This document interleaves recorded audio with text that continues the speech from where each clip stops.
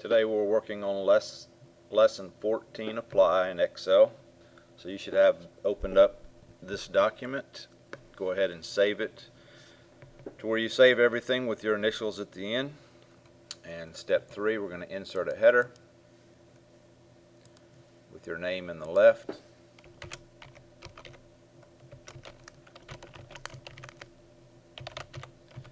Date code in the center.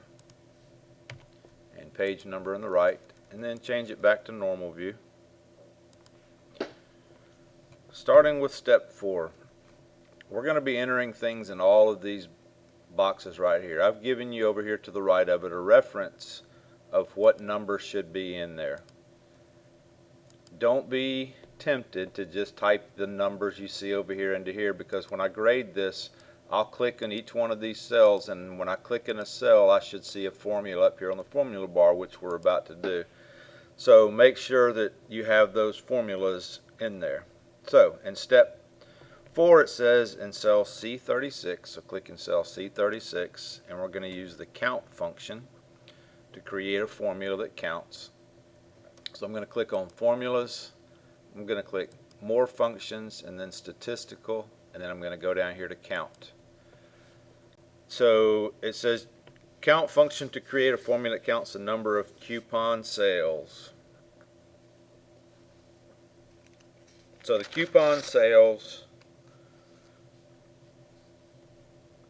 are column N right here. So all we're going to do, and the value up here, we're going to highlight from N7 down to N30, and you can see that it puts that in there, and then we're going to click OK.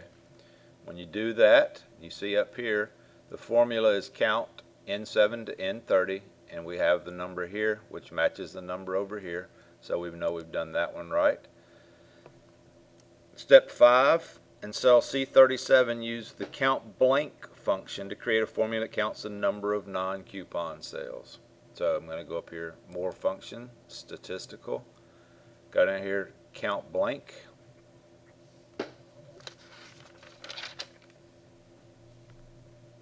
and we're going to, that's that same column, so we're going to highlight N7 to N30, click OK, and you can see that we have 13. All that did was count the blanks that you see up here in that column of coupon sales.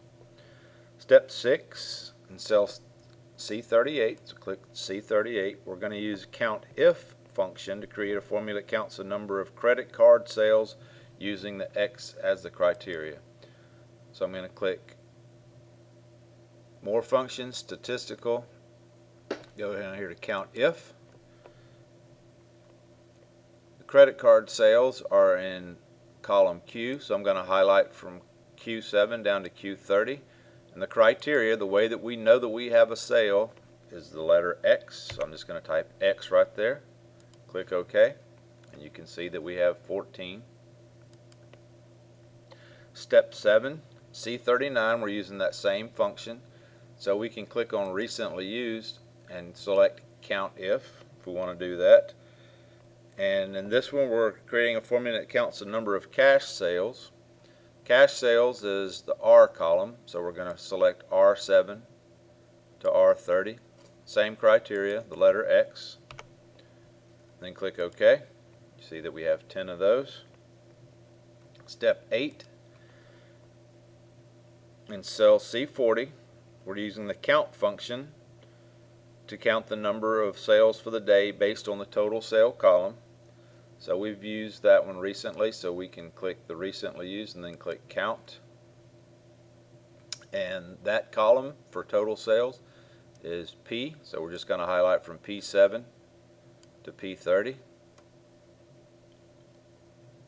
Click OK.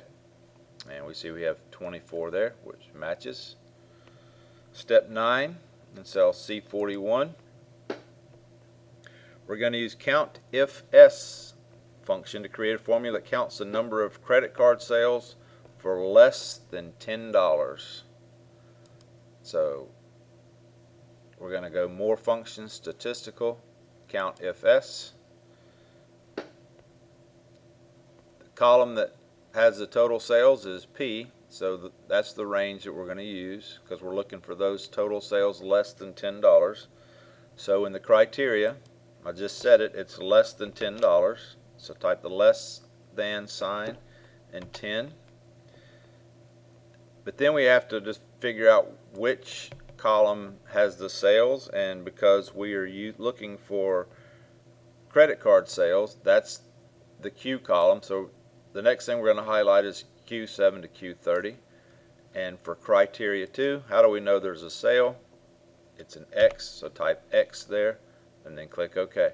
So it's total sales less than 10. There's the column.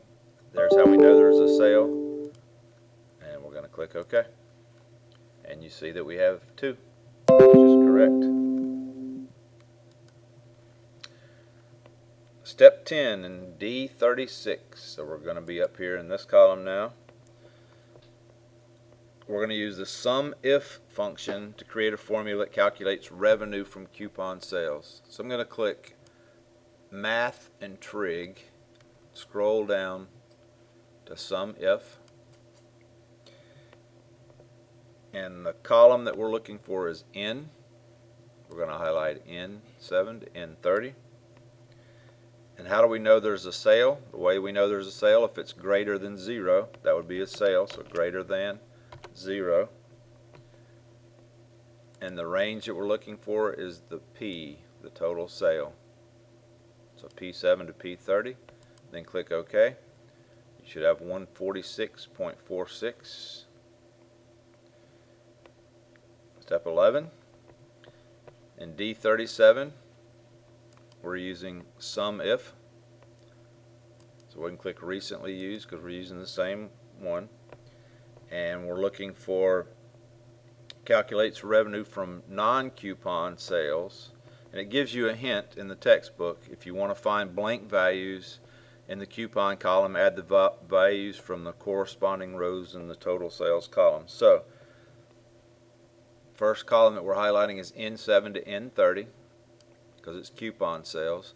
The criteria, we are going to put 2 asterisks there. Asterisk, asterisk. It's kind of hard to see on there, but that's what I clicked on. And then the sum range is P7 to P30. So I'm just going to highlight from P7 to P30 and then click OK. And you should have 289.8358.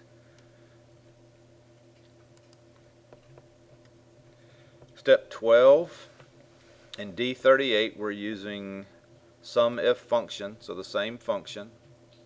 So I can click recently used, SUMIF.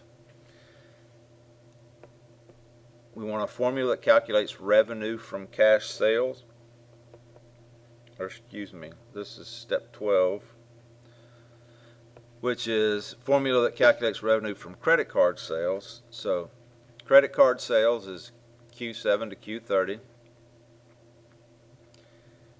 And we know the criteria in order for it to have a sale is X, so we're going to select that.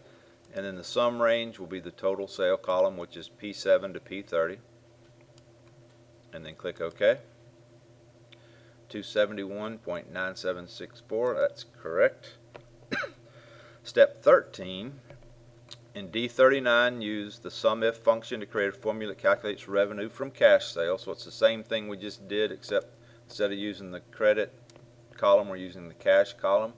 So we can click on recently used, SUMIF, and cash column is R, so it's R7 to R30. Criteria, in order to have a sale, it's referenced with an X, and then the sum range is the total sale column, which is P7 to P30, and then click OK, and it'll be 164.321. Step 14, in cell D40, use the method of your choice to make a cell reference to the cell with the sum total sales. So I'm going to go up here in the formula, I'm going to click equals, and the total sales is this cell right here, which is P31. So I'm just going to click in that cell and hit enter. And so when you look at this, When you click on that cell, you'll see up here it equals P31, which references that cell. That's all you had to do for that. Step 15, in cell D41, use the sum if S function to total the value of the credit card sales less than 10. So I'm going to click on Math and Trig. I'm going to scroll down to sum if S. Click that. And first one, the sum range is the total sale column. So we're going to highlight that. The criteria is going to be we're looking for credit sales less than 10. So we're going to highlight the credit sales column.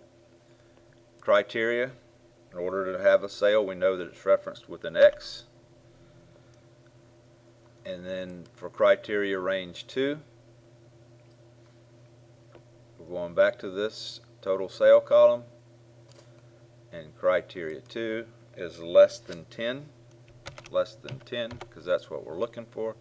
Click OK, and you'll see that it's 15.482. Step 16 in D42, we're using average if. So I'm going to click on More Functions, Statistical. Average if is the formula that we're using. And we're looking for the average credit sale. So the credit sale is Q7 to Q30. We know that in order to have a sale, criteria is X. And then the range is P7 to P30. That's going to average all of those numbers with the sale. Click OK, and you'll see that it's 19.42869 or whatever that number is. Step 17, apply the accounting cell style to D36 to D42 and adjust column widths as needed. So I'm going to highlight from D36 to D42. I'm going to go up here, I'm going to click on the Home tab, I'm going to open up the number dialog box, I'm going to click Accounting. I want it to have 2 decimal places right here. My symbol is none. I'm going to change that to a $sign. So right up here it'll show you a sample that's $146.46. Click OK, and you can see that now mine looks like this one over here. So check your numbers in your table here. Make sure that you've got formulas in all these, because like I said before, when I grade this, I'm going to click in each one of these cells to make sure that there is a formula in there. So that completes lesson 14. Save it and submit it.